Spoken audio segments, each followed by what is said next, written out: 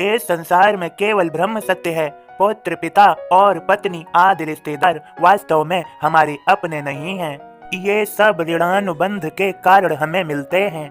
ये हमारा प्रारब्ध होता है जो हमें इस जन्म में मिलता है और जन्म जन्मांतर तक हमारे साथ चलता है। यदि मुक्ति चाहते हो तो ब्रह्म की शरणागति होना होगा। मैंने कहा है, फिर से समझ लीजिए, इस संसार में केवल ब्रह्म सत्य है। पुत्र, पिता और पत्नी आदि रिश्तेदार वास्तव में हमारे अपने नहीं हैं। इस सत्य को अच्छे से जान लीजिए और समझ लीजिए।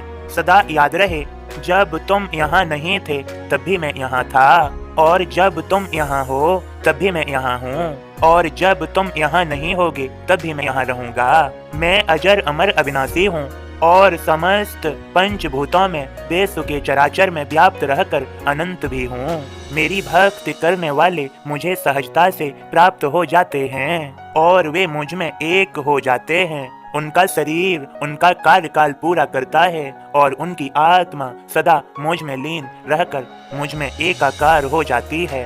ये मेरे भक्त धन्य हैं। कभी चिंता मत करो, कभी घबराओ मत। ईश्वर सदा तुम्हारे साथ हैं। वे सर्वशक्तिमान बहुत दयालु हैं। वे अपने भक्तों का साथ अवश्य देते हैं।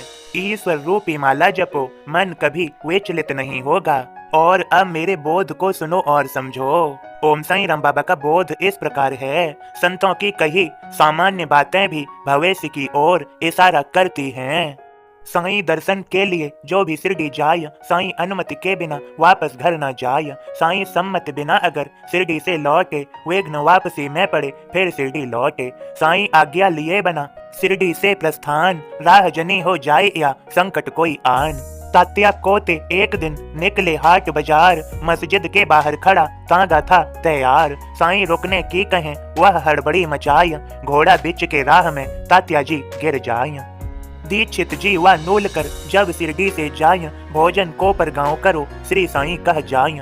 समय रेल का हो गया सीधे स्टेशन जाय, गाड़ी इतनी लेट हुई सब भोजन पा जाय। साईं कहे पुरंदरे नासिक रुकना होय, 2 दिन नासिक में रुके फिर घर जाते होय।